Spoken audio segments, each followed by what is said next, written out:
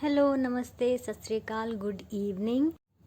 आज हम डिस्कस करेंगे डिस्फेजिया के बारे में।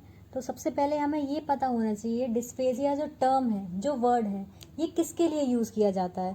तो ये यूज़ किया जाता है उस कंडीशन में जब हमें स्वॉलोइंग में या कुछ भी निगलने में गले से जो नीचे उतर रहा है उसमें जो हमें प्रॉब्लम आती है, उस कंडीशन को डिस्फेजिया कहते हैं। अगर हम बात करें डेफिनेशन की, तो अगर आपको इस टर्म का मीनिंग पता है कि ये क्यों यूज़ करते हैं, तो डेफिनेशन अपने आप बहुत सिंपली खुद बन जाती है। जैसे डिस्फेजिया मीन्स डिफ़िकल्टी और discomfort in solving as a symptom of disease. Dysphagia जो वर्ड है, इसका मतलब है निगलने में कोई भी प्रॉब्लम या डिस्कम्फर्ट होना, और इसे हम किसी भी डिजीज़ के सिम्टम के रूप में यूज़ करते हैं। ये खुद अपने आप में एक डिसीज़ नहीं है। सिम्टम्स की अगर हम बात करें तो पेन वाइल स्वॉलोइंग, मतलब जब स्वॉलोइंग हम करेंगे, कोई भी चीज़ हम निगल रहे हैं तो गले में पेन होगा। इनएबिलिटी टू स्वैलो, मतलब जो उसकी निगलने की एबिलिटी है वो बिल्कुल कम हो जाएगी, ख़त्म हो जाएगी। नेक्स्ट है ड्रूलिंग। ड्रूलिंग का मीन्स होता है जो हमारे मुंह के अंदर सलाइवा है, जो लिक्विड रहता है, उसका बाहर आना। फिर आता है हॉर्सनेस। हॉर्सनेस मीन्स होता है गले का बैठ जाना या गले से बहुत ही लो पिच में जो वॉल्यूम है वो आना। फ्रीक्वेंट हार्टबर्न, मतलब जो हमारा अपर चेस्ट एरिया है, थ्रोट, नेक एरिया है, उसमें बर्निंग सेंसेशन होगा, उसमें बार बार जलन होगी। A sensation of food getting stuck in the throat और चेस्ट और behind the breast bone.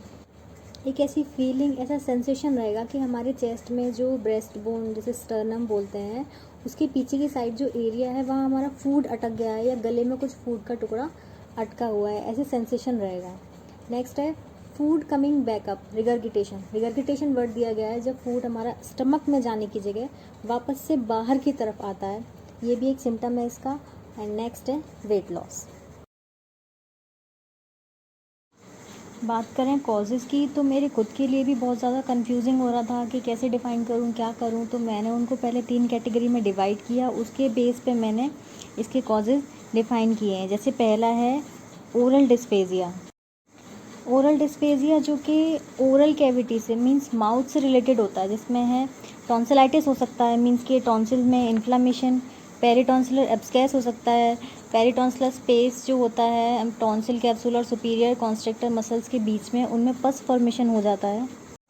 Stomatitis भी हो सकता है, एक पेनफुल सोर जो माउथ के अंदर हो जाता है, इन्फ्लामेशन भी बोल सकते हैं उसको। और टंग कैंसर भी इसका कॉज हो सकता है। Okay, so next category is pharyngeal dysphagia. इसमें आता है pharyngitis, means inflammation of pharynx. Next है Paterson Kelly syndrome. Paterson Kelly syndrome is a disorder marked by anaemia. Anaemia जो कि आयरन डेफिशिएंसी की वजह से होता है। इसमें जो हमारे थ्रोट में मेम्ब्रेन होती हैं वो एक वेब लाइक, एक जाल की तरह ग्रोथ करने लगती हैं, जिससे हमें स्वॉलोइंग में दिक्कत होती है। नेक्स्ट फेरेंजियल स्पाज्म, जब हमारे फेरिंग्स की मसल बहुत ज़्यादा कॉन्ट्रैक्ट करने लगती है, बहुत ज़्यादा सिकुड़ जाती है, तब उनमें ऐंठन आने लगती है, जिसे बोलते हैं pharyngeal spasm. Next category is oesophageal dysphagia, जिसमें ईसोफेजियल एट्रेसिया आते हैं। ईसोफेजियल एट्रेसिया एक बर्थ डिफेक्ट होता है, जिसमें जो हमारा ईसोफेगस है वो प्रॉपरली डेवलप नहीं होता। नेक्स्ट है oesophageal cancer, cancer of oesophagus. Next and last है हमारा हाइटस हर्निया, जिसे हम हाइटल हर्निया भी बोलते हैं, जिसमें जो हमारा स्टमक है वो डायफ्राम की ओपनिंग से थोरेसिक कैविटी की तरफ पुश होता जाता है। डिस्फेजिया की डायग्नोसिस के लिए हम ये कुछ टेस्ट यूज़ कर सकते हैं, जैसे एक्सरे विद कॉन्ट्रास्ट मटेरियल, जिसमें कि हम बेरियम स्वेलो कराते हैं पेशेंट को एक्सरे करने से पहले। नेक्स्ट है oesophagoscopy and laryngoscopy, ultrasonography, CT scan, oesophageal muscle test also called manometry. इसमें एक स्मॉल ट्यूब ईसोफेगस में इंसर्ट करके प्रेशर रिकॉर्डर से कनेक्ट किया जाता है और ईसोफेगस के मसल कॉन्ट्रैक्शन को मेज़र किया जाता है।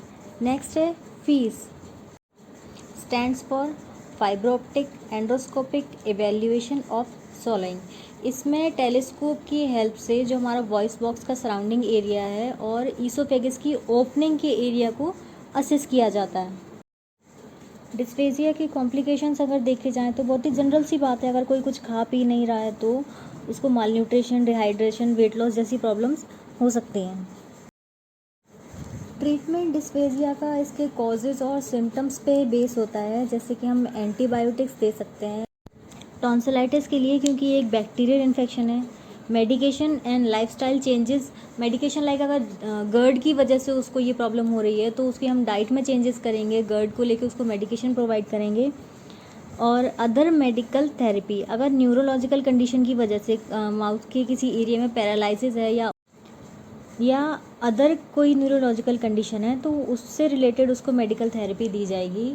इसके अलावा हम उसकी डाइट में चेंजेस भी कर सकते हैं, प्लस ईटिंग टाइम, मतलब खाने के टाइम जो उसके बैठने का स्टाइल है उसको प्रॉपर पोजीशन देना है कि इस पोजीशन में बैठना है, वो लेट के ना खाए या किसी अदर पोजीशन में बैठ के ना खाए। ये भी कुछ ट्रीटमेंट के लिए हम पॉइंट यूज़ कर सकते हैं।